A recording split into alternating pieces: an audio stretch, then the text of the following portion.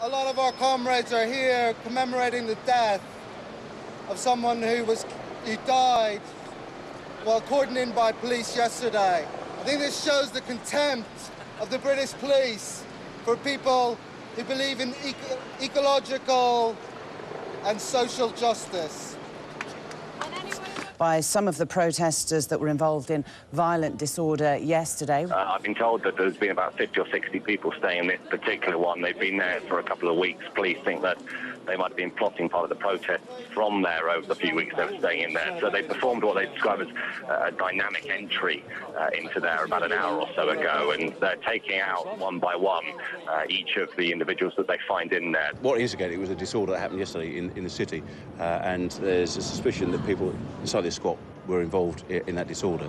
So we've taken the opportunity to go into the premises to see if we can identify anybody who's involved in the disorder yesterday. Shame on you! Shame on you! Shame on you! Shame on you! Shame on you! Shame on you! Shame on you! Shame on you!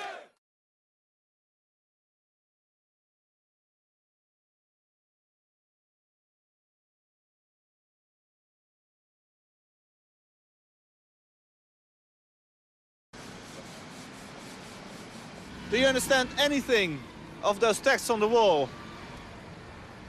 No, I don't, sorry. I haven't read them, to be honest, sorry.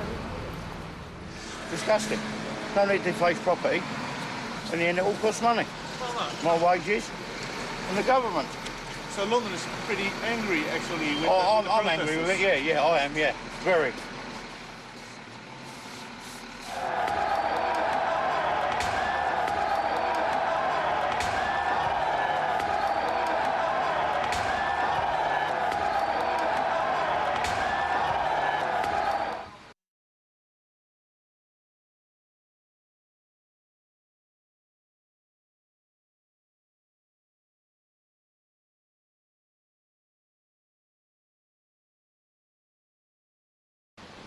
Underdressed.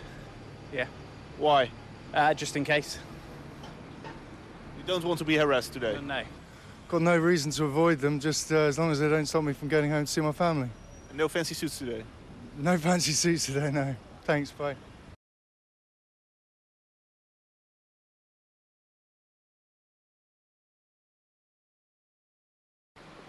The G20 protesters are actually speaking for public opinion in a way they haven't done before. I mean, when they were protesting about McDonald's and Starbucks, people rather like drinking coffee in Starbucks and rather like a Big Mac.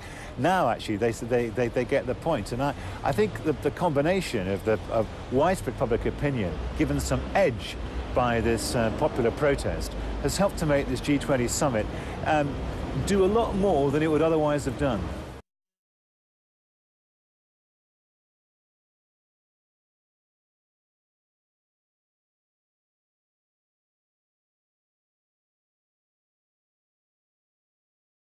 Peaceful protest is the best, and of course you don't want anything that's violent, really.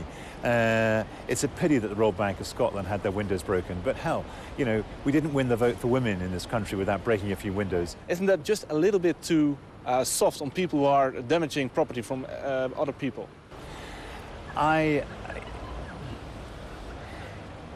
think one's got to be careful about this. People who own property ownership confers obligations as well as rights. I think what people feel passionately about is that certainly the owners of banks and the people who've acted on their behalf have declared their ownership rights and accepted no responsibilities. They've basically said, we make the profits, you pick up the losses. And that's a kind of one-way asymmetric deal on property that's not right. And I think if there's a broken window or two to remind people about their obligations as well as rights associated with property, that's fine.